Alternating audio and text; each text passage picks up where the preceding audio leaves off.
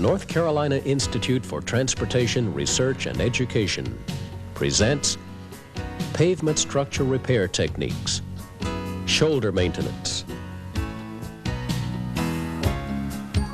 In a roadway, each part of the road, the pavement, the shoulder, and also the ditch, has a specific function. The shoulder may be defined as the portion of the road between the edge of the travelway and the front slope of the ditch. What are the functions of a shoulder?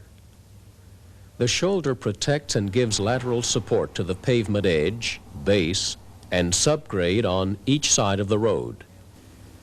The shoulder provides emergency stopping area for the traveling motorist. It also provides a recovery area for vehicles that may leave the road surface accidentally. And probably the most important function of the shoulder is to provide a surface to drain water from the pavement surface into the roadside ditches. Proper drainage is vital to a good roadway. This shoulder will allow drainage away from the edge of the pavement.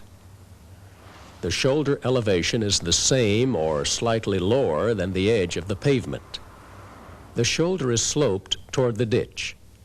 This slope should be approximately 3/4 inch per foot, or as originally designed. It should be greater than that of the pavement. Shoulder widths may vary, depending upon geographical location. The width is measured from the edge of the pavement to the foreslope of the ditch. A minimum width of 6 to 8 feet would be desirable. It is also desirable to have established turf composed of grass or other vegetation on the shoulder. This will reduce damage due to erosion and blowing away of shoulder material. There are 3 types of operations that may be performed in maintaining a shoulder. These are reshaping of the shoulder, low shoulder repair, and high shoulder repair.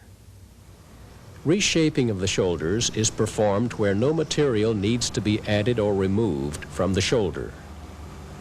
This operation restores the typical cross-section and slope of the shoulder. The steps to be taken in this operation are: number 1, place proper traffic control. Number 2, blade shoulder with motor grader and windrow material at the edge of pavement. Number 3, spread material back across shoulder at the proper slope. Number 4, compact shoulder with the motor grader. Number 5, remove traffic control. The second shoulder maintenance operation is the repair of a low shoulder. A low shoulder condition exists where the shoulder is considerably lower than the edge of the pavement, generally 1.5 to 2 inches or more. This situation generally requires the addition of material to the shoulder area. The steps to be taken in this operation are: number 1, place proper traffic control. Number 2, till or scarify existing shoulder material. Number 3, place material in low areas of shoulder. Number 4, spread material with grader to rough grade. Number 5, fine grade shoulder with motor grader. Number 6, compact shoulder material. Number 7, remove traffic control. The third shoulder maintenance operation is the repair of a high shoulder. Repair high shoulders when material has built up higher than the edge of the pavement. Generally, this buildup is 1 inch or more. In many cases, excess material is hauled away from the work area. The steps to be taken in this operation are: number 1, place proper traffic control. Number 2, cut away high spots on shoulders with motor grader. Number 3, pick up excess material and dispose of it properly. Number 4, remove traffic control. In any maintenance operation, it is extremely important that proper traffic control procedures be followed to ensure safety of the motoring public, as well as the maintenance personnel. For more information on traffic control, refer to the videotape Basic Traffic Control for Pavement Structure Repair Techniques. Once proper traffic control is in place, the shoulder maintenance operation can begin. The first type of shoulder maintenance is reshaping of the shoulder. No additional shoulder material is added and no excess shoulder material is removed. Reshaping restores the desired cross-section and slope of the shoulder. The end result is a smooth shoulder with a smooth transition from the edge of pavement sloping down to the front slope of the ditch. Reshaping is required on an unpaved shoulder that has deep ruts in it. Reshaping is also needed to repair corrugations, ridges, build-ups, and areas that have eroded. In general, the shoulder is not smooth, and water cannot properly drain. A motor grader is the primary piece of equipment used in this operation. The motor grader can do an efficient job of reshaping the shoulder and eliminates the above problems. To begin, the operator positions the grader on the shoulder. Angle the blade at approximately 45 degrees. The toe of the blade rests at the outside edge of the shoulder, while the heel is set at the edge of the pavement. The blade pitch is upright or slightly back. Use a 10 to 15 degree wheel lean with the wheels leaning in the direction that material is being moved. The operator proceeds at a slow speed of 3 to 5 miles per hour. Cut just enough material on the first pass to remove unevenness, ruts, and depressions that exist. Pull the material from the outside of the shoulder at the front slope of the ditch. The material is neatly windrowed at the edge of the pavement. Note that the windrow is placed outside the rear wheels of the grader. All ruts, unevenness, and depressions have been cut smooth during this first pass. On the second pass, pick up the windrowed material and spread it back across the shoulder. Again, a 45-degree angle is used for the blade. The toe of the blade rests at the edge of the pavement. The heel is at the edge of the shoulder. Set the blade height at the desired slope for the shoulder, typically 3/4 inch per foot. The heel of the blade is loose, so that material will be spread at the shoulder evenly and not create another windrow. If the heel is not loose, a windrow will be formed, creating a berm.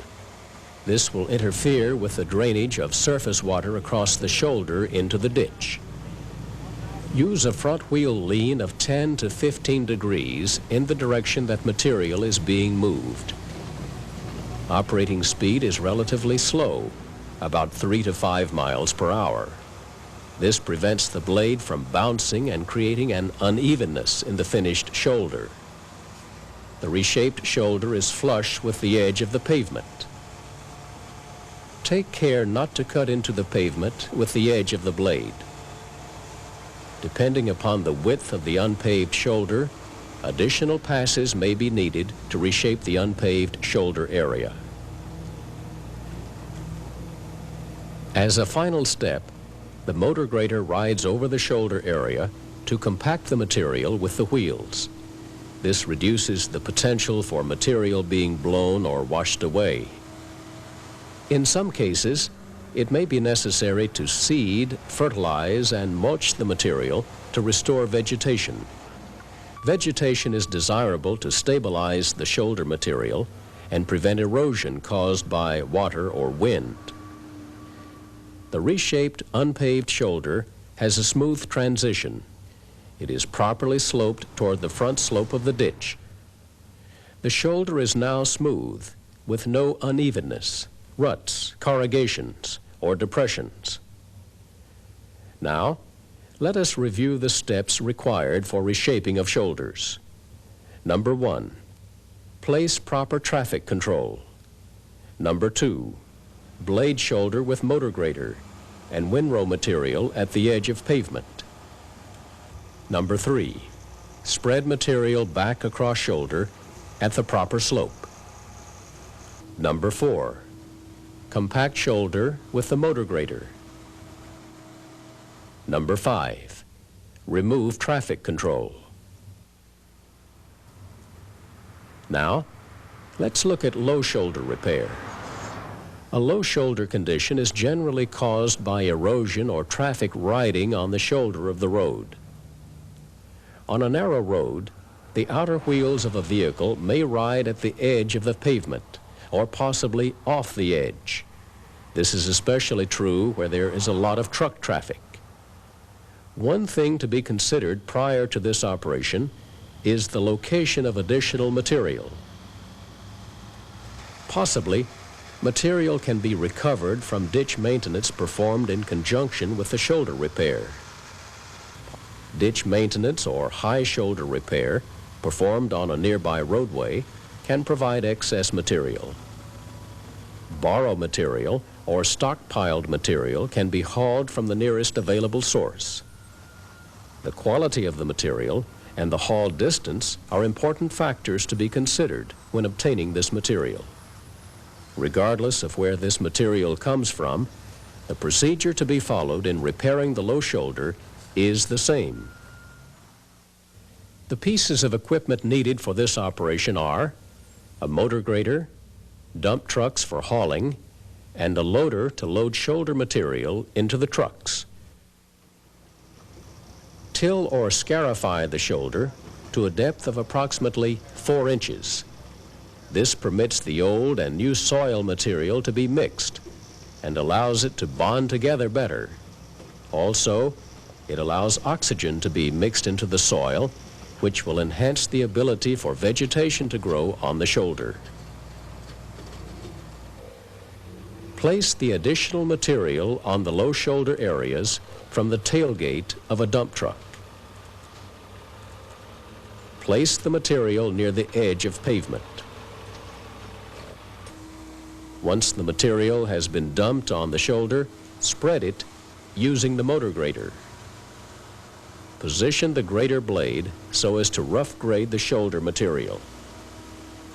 Spread from the edge of the pavement out toward the foreslope of the ditch. Take care not to windrow material along the edge of the shoulder with the heel of the blade. Additional passes may be needed depending on the width of the shoulder. Perform another pass with a motor grader to fine grade the shoulder material. Angle the blade at approximately 45 degrees. The toe of the blade is flush with the edge of the pavement, with the heel of the blade resting at the edge of the shoulder.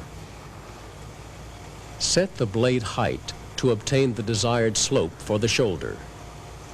Again, more passes may be needed depending on shoulder width. The last step is to roll the shoulder material. This can be done with the motor grader compacting the material with the tires. It is important that the shoulder material be rolled and compacted to prevent it from being easily washed or blown away. The finished product is a smooth, uniform shoulder. It has the proper shape and slope. There are no low spots or drop-offs remaining.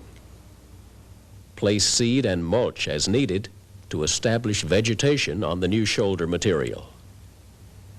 Now, let us review the steps required for low shoulder repair. Number 1, place proper traffic control. Number 2, till or scarify existing shoulder material. Number 3, place material in low areas of shoulder. Number 4, spread material with grader to rough grade. Number 5, fine grade shoulder with motor grader. Number 6, compact shoulder. Number 7, remove traffic control. The last of the shoulder maintenance operations is high shoulder repair. On this roadway, the shoulders are approximately 2 to 3 inches higher than the edge of the pavement. This condition can be created by several things.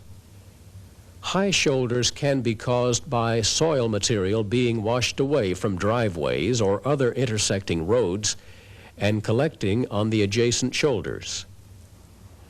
High shoulders create a problem because water will pond at the edge of the pavement. It is trapped there and not able to drain across the shoulder and into the adjacent ditches. Water standing on the edge of the pavement may filter through the roadway and down into the base and subgrade below. Vehicles running through the standing water can suffer a loss of traction because of hydroplaning. High shoulders may be a problem for a driver trying to make a smooth emergency stop on the shoulder, or perhaps trying to recover control of a vehicle in an emergency situation. Now, let's discuss how to repair a high shoulder. The equipment required to perform high shoulder repair includes a motor grader, dump trucks, and a loader. If the shoulder is very hard and densely compacted, loosen the material with a scarifier attached to the motor grader. Position the grader on the shoulder. Angle the blade at approximately 45 degrees. The blade pitch is upright or tilted back slightly. Place the toe of the blade at the edge of the shoulder. The heel of the blade is flush with the edge of the pavement surface. Use a front wheel lean of 10 to 15 degrees in the direction that the material is to be moved. The motor grader proceeds at no more than 3 to 5 miles per hour. This prevents the blade from bouncing and creating an unevenness in the shoulder. As the motor grader moves along, the blade cuts away the high spots of material and windrows it along the edge of the pavement. Cut the shoulder to the desired slope.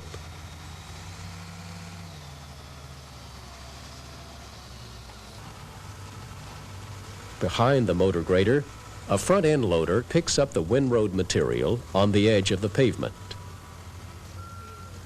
Load the material into dump trucks and haul it away to a waste area. If necessary, broom excess material off the pavement with a power broom. The repaired shoulder is flush with the edge of pavement. No buildup remains. Place seed and mulch as needed to reestablish vegetation on the unpaved shoulder. When high shoulder repair is performed on a filled section, it may be possible to waste the excess material over the edge of the fill. This eliminates the need to haul the material away from the work area. The cost of loading and hauling the excess material would be saved. Set the blade with the toe of the blade flush with the edge of pavement. The heel of the blade rests at the edge of the fill area. Cut off the high material and windrow it over the edge of the fill slope. This should only be done in areas that are approved by the maintenance engineer. Be sure that the proper slope is established and the shoulder is smooth and even. Let us review the steps required for the repair of high shoulders. Number 1, place proper traffic control. Number 2, cut away high spots on shoulders. Number 3, pick up excess material and dispose of it properly. Number 4, remove traffic control. Certainly, proper shoulder maintenance is important to the performance of a roadway. This roadway has properly maintained shoulders, allowing for lateral support of the pavement edge and proper drainage of surface water into the adjacent ditches. These shoulders are able to perform their intended function on the roadway. Shoulder maintenance is a necessary maintenance operation, and when done, the proper techniques should be used.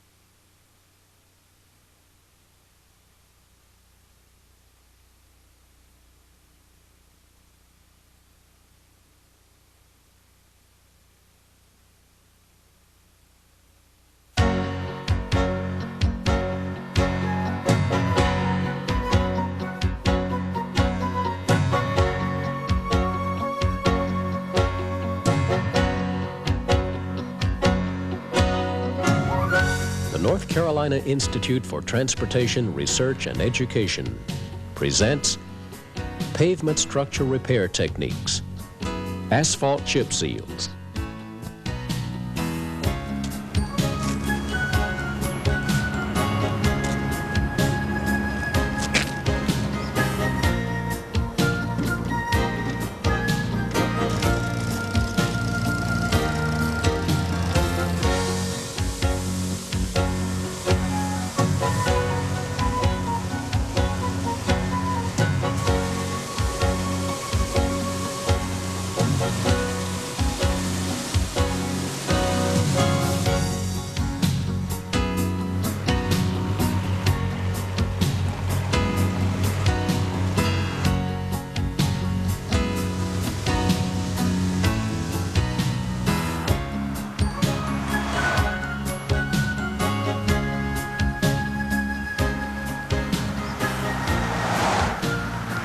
A 7-step procedure will be presented for performing asphalt chip seal operations. By following this procedure, an effective asphalt chip seal can be installed. The asphalt chip seal procedure consists of 1. Examine existing pavement. 2. Repair pavement. 3. Clean surface. 4. Apply asphalt. 5. Spread aggregate. 6. Roll aggregate. 7. Remove excess aggregate. Do not begin repair procedures until proper traffic control measures are in place. Proper traffic control provides a safe work site for the work crew and provides safe passage for the traveling public.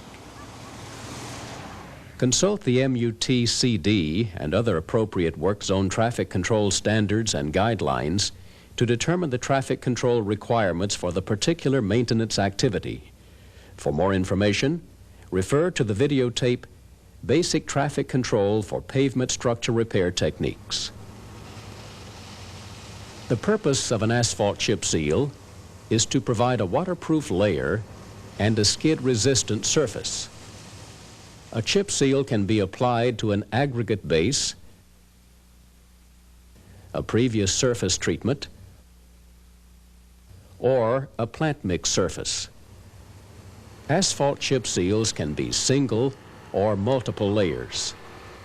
A single layer asphalt chip seal consists of a sprayed application of asphalt covered with a layer of aggregate of a uniform size. A multiple surface treatment consists of repeating the process, with the aggregate size becoming smaller with each application. Seals are an effective maintenance activity when used to repair the proper conditions, but are subject to rapid failure if used to repair the wrong conditions. Asphalt chip seals are not designed to bridge weak spots or to mask underlying pavement deficiencies. The following pieces of equipment are needed for application of asphalt chip seals. 1. Asphalt distributor. 2. Aggregate spreader. 3. One or more rollers, preferably a rubber-tired roller. 4. Power broom. 5. Dump trucks. The first step in the 7-step procedure is to examine the existing pavement. This examination is done to determine whether a seal would be a suitable maintenance activity for the pavement distresses present. Seals are not effective on extensive structural failures, such as severe cracking and rutting, but are effective in treating the following distress conditions. Raveling. Raveling is a loss of aggregate from the surface layer of the pavement.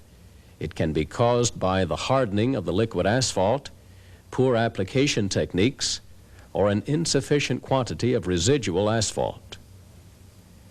This condition is most common on existing asphalt chip seals that are several years old. Oxidized and weathered pavement surfaces. Pavement surfaces become oxidized and weathered with age. As pavements age, the asphalt in the surface is oxidized, resulting in a brittle condition and loss of aggregate. The surface aggregate may also become worn and polished over time due to traffic wear and weathering.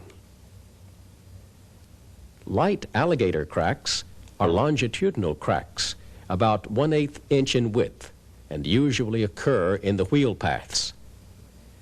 These longitudinal hairline cracks are an indication of structural damage to a pavement. Frequently, pavements with only hairline alligator cracks do not have rutting associated with the cracks. These pavement distresses represent conditions for which asphalt chip seals are an effective maintenance technique. Review drainage during the pavement examination. Many pavement distresses result from poor drainage. Look at the condition of ditches and other drainage areas to make sure they are open and at a level below the bottom of the subbase. The need for patching, leveling, or drainage repairs prior to a seal is evaluated during the existing pavement examination. Step 2 is pavement repairs. It is absolutely essential to repair the existing surface before the seal is applied. Typical repairs prior to an asphalt chip seal include pothole patching, full depth patching of badly broken alligatored pavement, and leveling of areas with rutting and depressions. Correct drainage deficiencies prior to the seal work. Drainage corrections might include cleaning out blocked ditches or making ditches deeper. Once the repairs are made, the pavement is ready to be sealed. The third step in the asphalt chip seal procedure is clean the surface. Clean the surface prior to spraying asphalt. Cleaning is usually performed with a tractor-mounted power broom. This is effective for removing loose sand, stones, and debris. Remove hardened mud and other foreign matter before the seal is installed. The objective is to provide a clean pavement surface for the asphalt to bond with. The fourth step in this procedure is the application of liquid asphalt. The asphalt application is the most important part of a chip seal operation. Emulsified asphalt is recommended. However, cutbacks and asphalt cements can be used with good results. Select an emulsified asphalt based upon the compatibility of the emulsion and the aggregate. There are two basic types of asphalt emulsions, cationics and anionics. The cationic emulsions have a positive charge, while the anionic emulsions have a negative charge. The charge of the aggregate and the emulsion should be opposite. Like charges repel, while opposite charges attract. One advantage of using asphalt emulsions is their ability to coat damp aggregates. The emulsion contains approximately 1/3 water, which will be lost by evaporation. Apply the liquid asphalt using an asphalt distributor. The distributor consists of a truck-mounted or trailer-mounted insulated tank with appropriate controls for setting the rate of asphalt application. The tank contains a heating system to maintain the asphalt at the required application temperature. At the back of the tank is a system of spray bars and nozzles through which the asphalt is forced under pressure onto the pavement surface. The distributor tank should be equipped with a circulating system to prevent asphalt from solidifying in the spray bars. The width of application is varied by cutting off portions of the spray bar.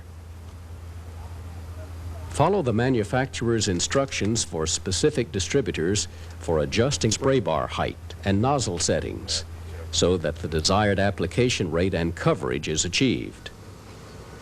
The distributor uniformly applies asphalt to a surface at a specified rate, regardless of changes in grade or direction of movement. A hand spray attachment is convenient for applying asphalt in areas that are hard to reach with the spray bar. Asphalt application rates are determined by several factors, including the size and type of aggregate, and the type and grade of asphalt, and the condition of the pavement.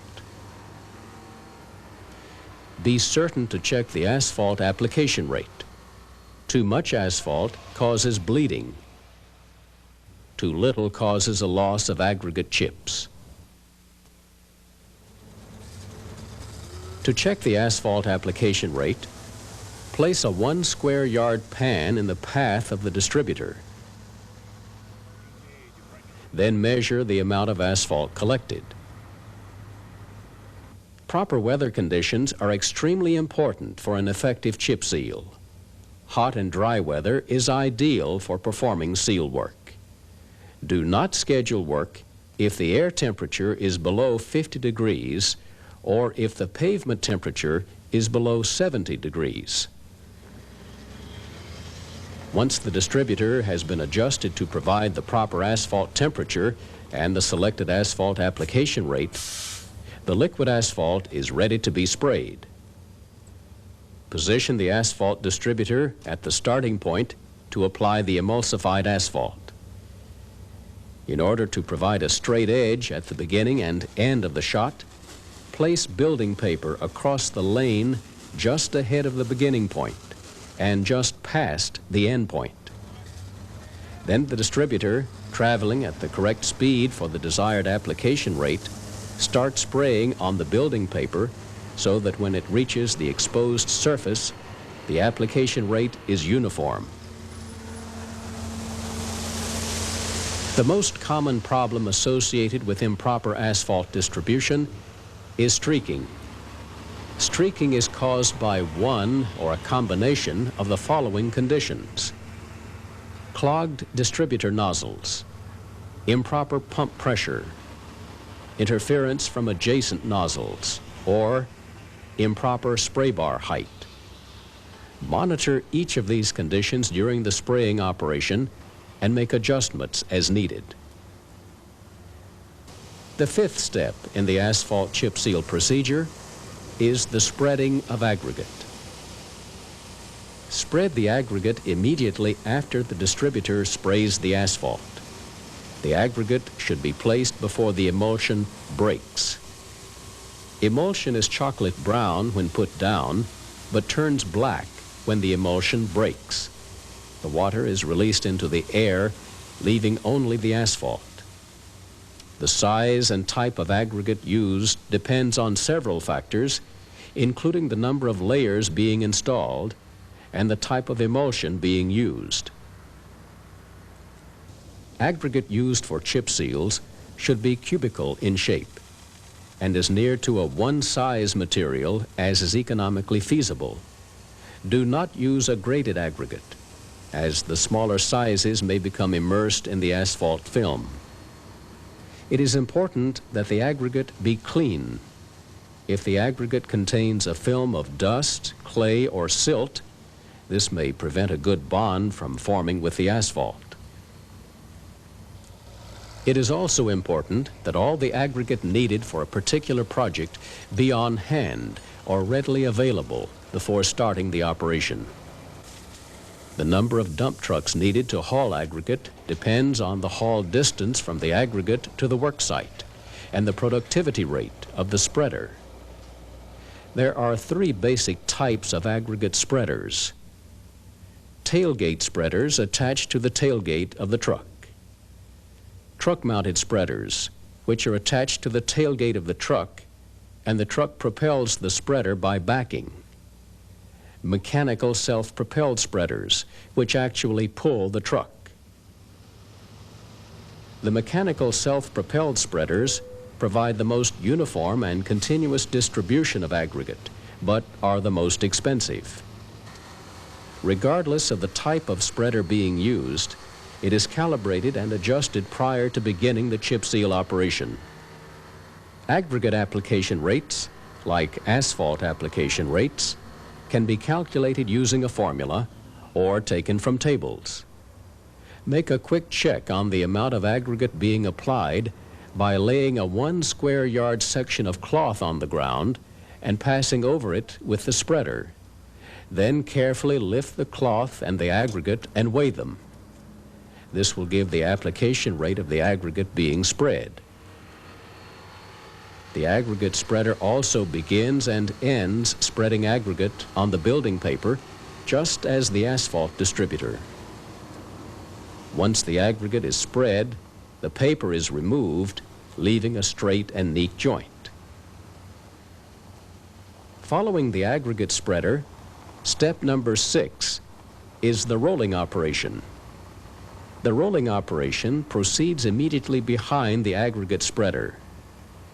A self-propelled, smooth-tread pneumatic-tired roller with a tire pressure of 60 to 90 pounds per square inch is recommended. The pneumatic roller's tires force the aggregate firmly into the asphalt binder. Steel-wheeled rollers have been used successfully for compacting chip seals and can be used if a pneumatic roller is not available. Steel-wheeled rollers are not generally recommended because they can crush aggregate and bridge over low spots in the pavement. Begin rolling at the outer edge of the seal and proceed in a longitudinal direction, working toward the center of the road.